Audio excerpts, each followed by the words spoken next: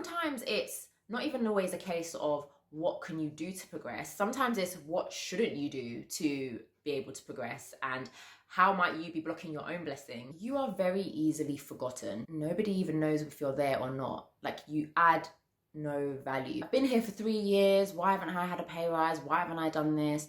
Like, what have you actually done in that time?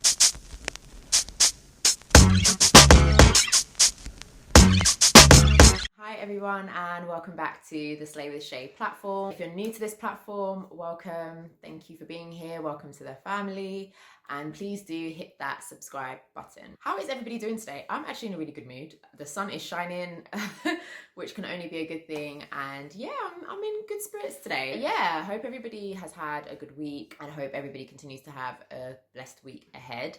So in today's video, I'm going to be talking about some mistakes that you might be making at work without realizing, but also mistakes that potentially can halt your progression. So I used to get questions about how do you progress, etc.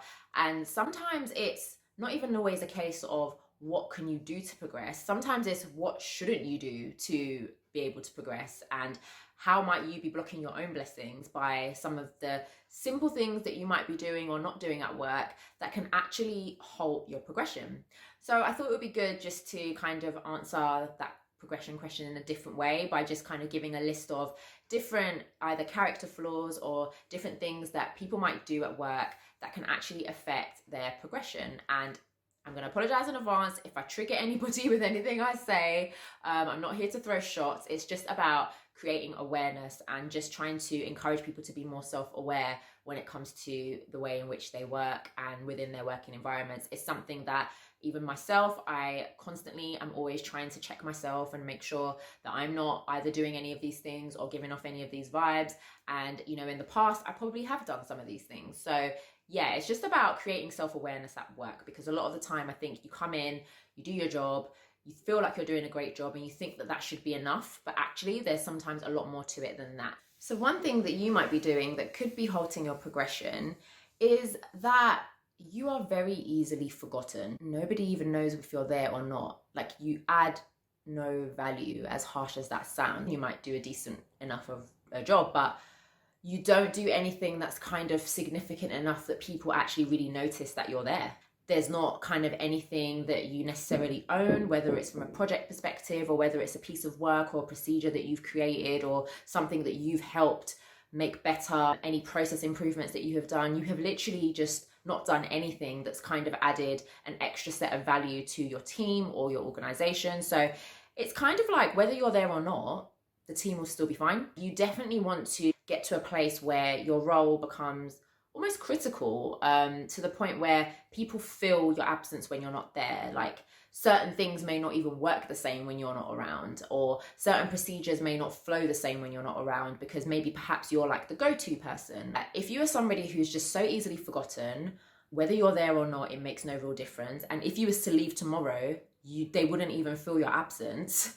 Then that's something that you might want to look into, seeing how you can go about adding more value to your team, to your role, and ask if there's things that you can pick up. If it's a case of just become very accustomed to your day-to-day responsibilities, find out from your manager if there's extra things that you can get involved in, extra work that you can do, anything to kind of make you stand out that little bit more. I mean, there might not be room for there to be more than one person of that caliber, but there's still things that you can do to be able to contribute to the team and the department as a whole, where people can say, yeah, like, we need this person, or, oh, when this person's not here, things don't even work the same, or, oh, I know that if I was to go to this person, they would know the answer, or they would be able to help me with this. If you aren't really somebody that people would even go to for anything at all, then yeah, that's probably something that's halting your progression. Because when people or management, etc., are thinking about people that they want to progress to the next level or take on more of a leadership role, you definitely want someone that's already kind of demonstrating some of those qualities already just in their day-to-day work. And if they are somebody that people go to, then you already kind of know that they've already got that sort of leadership aspect, because people trust them, people go to them for advice, or they go to them for help with their work, etc. So you really want to try and position yourself in that way. Another thing you may be doing that could be halting your progression is that you might be making your teammates' jobs harder, whether it be that they're always constantly tidying up your mistakes or whether they're always constantly picking up the slack for you. If you are somebody where people are always complaining about the fact that you're making mistakes constantly and that they're either correcting you on those mistakes or giving you extra training, they're constantly complaining that every single time you touch something or you do something, they feel like they have to do extra work, then yeah, you definitely don't want to be that person. You definitely don't want to be somebody who's making their team's jobs harder. You want to be somebody that is a team player and somebody that actually contributes to the success of the team and somebody that makes people's lives easier. You want someone to feel that when you're doing something or you're doing a task, that they don't have anxiety that, oh my God, what's this person going to break now? Don't get me wrong, mistakes happen. I still make mistakes at work. Everybody makes mistakes. It's always kind of like a constant learning curve, but you definitely don't want it to become a nuisance.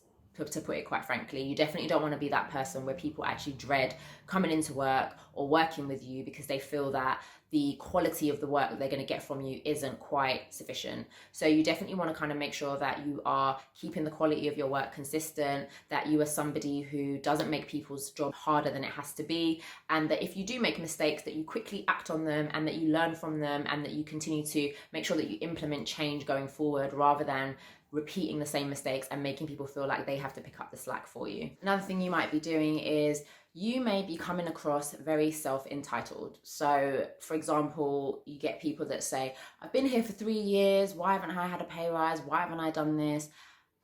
But have you added any value though?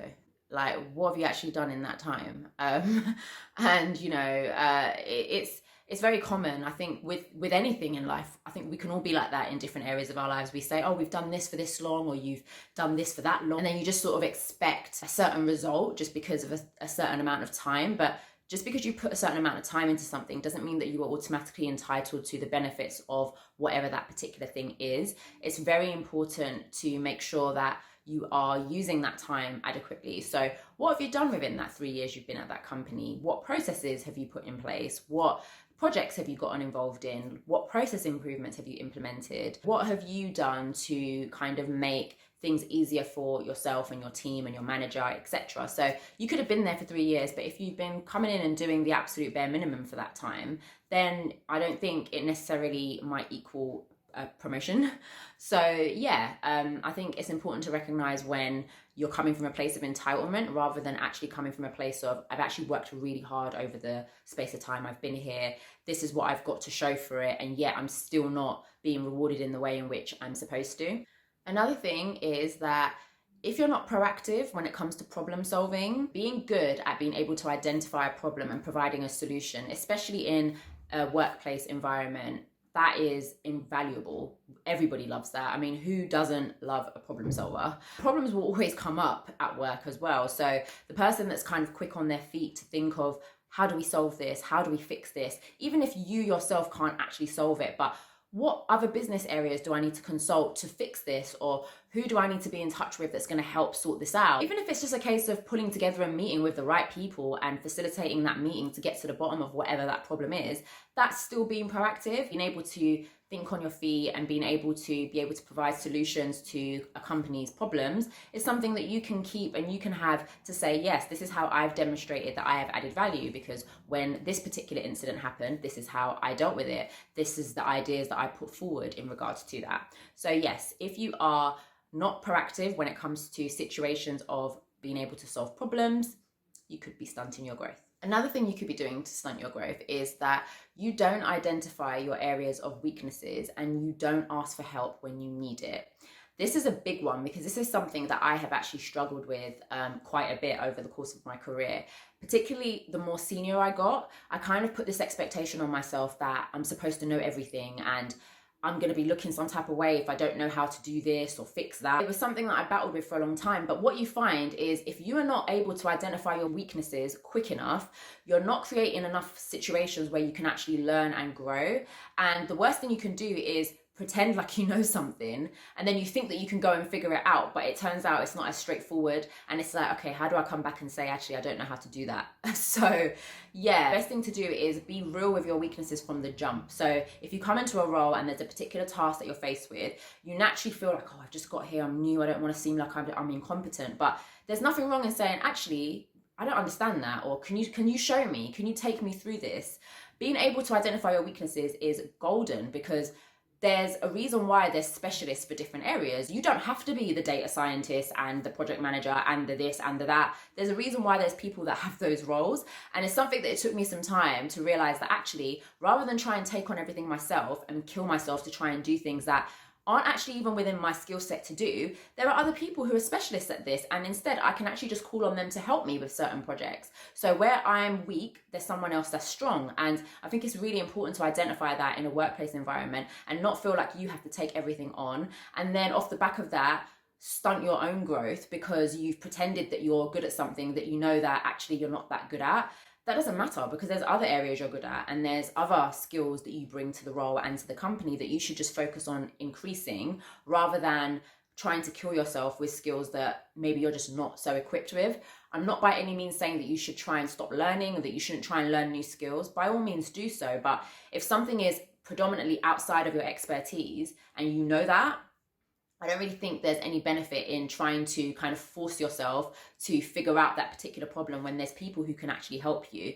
And I used to think that asking for help showed a certain kind of incompetence, because I felt like, oh, but I'm a manager, so if I'm asking for help, it looks like the manager doesn't know what she's doing. But actually, there's a lot of strength in just saying, yeah, I actually don't know that. I actually don't know. So can someone show me? Can someone take me through this? Can someone help me with this project? So sometimes it's about identifying who your allies are. Look at who is good at a particular thing that maybe where you're weak, they're strong, and kind of have those allies on side, build those relationships at work so that you know who to go to when there's certain tasks that maybe you're not so equipped with, but there's people that can help you. And don't be afraid to ask for help. Asking for help gets you so far. Another thing you could be doing wrong is that you literally only want to do the bare minimum. You don't want to do anything else. If somebody even so much as asks you to pick up a project or to look over some documents, you literally start feeling like, nah, I'm not doing that. And you make it quite clear that you don't want to do anything more than your role.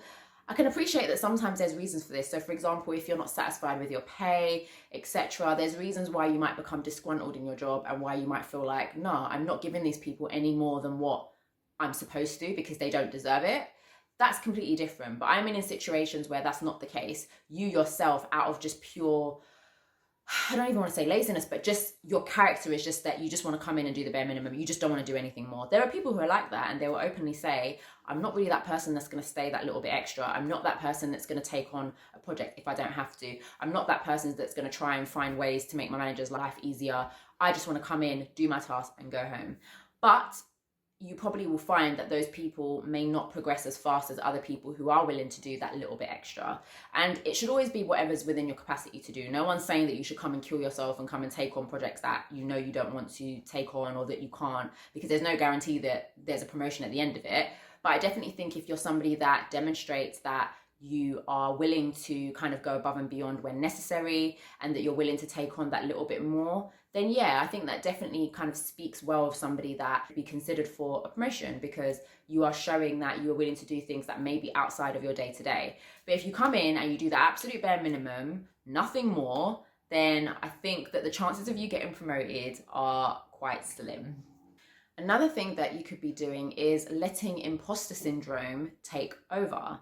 I've spoke a little bit about imposter syndrome on my Instagram page. I did a post about it. I will be doing a separate video on the topic itself, but essentially what I mean in relation to this topic is just that when people are praising you, or when you are being provided with opportunities for progression, or when opportunities are coming your way, you are telling yourself, I can't do that. I'm not good enough to do that. I'm not smart enough to do that. I'm not skilled enough to do that. Yet everybody else kind of sees that you are, and that's why these opportunities are coming your way, but you are actually in effect blocking your own blessings.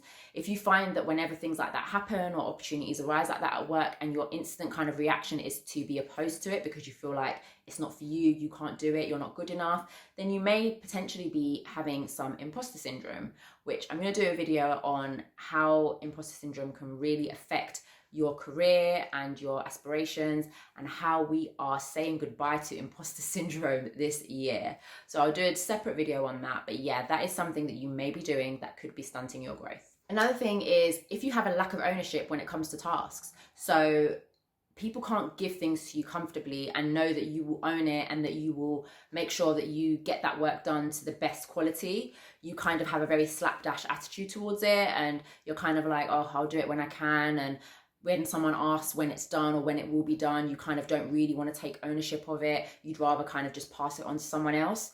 If you find that you're that kind of person, then chances are you are definitely blocking your blessings. People like to work with people who have a sense of ownership. You want somebody who is going to say, yeah, I did this on this day, or you give it, or if you're a manager and you give someone a task, you want to be confident that they're going to complete it. And if they can't complete it, you want them to be able to at least let you know why they weren't able to, rather than just kind of try and find ways of getting rid of it and passing it on to other people, etc. So yeah, I think having a lack of ownership when it comes to the way you approach your tasks at work can definitely be something that could hinder your progression. Another thing you might be doing is taking on other people's work when you don't have to. Now, I know I spoke about kind of going above and beyond your role and helping out your teammates and making their lives easier, etc. But there's a thin line between doing that and then actually just doing other people's jobs to the point where it's actually taking away the time that you should be spending on your own role. So if you find that you're just always doing other people's jobs, and sometimes I think it's quite sad, because the people that do this are people who actually genuinely care about their work. They care about the reputation of their work. They care about the reputation of the department. They care about the company they work for. So if they see that something needs to be done, they're going to do it because they're thinking, well, that's going to reflect badly on us at the end of the day. And I think those people are honestly diamonds, absolute diamonds, because they really genuinely care. But I think that if you find that, you're doing that too often, and it's to the point where you're not even getting to do your task that you want to do, and you're not even getting to progress in the way in which you want to, because you're constantly taking on other people's work.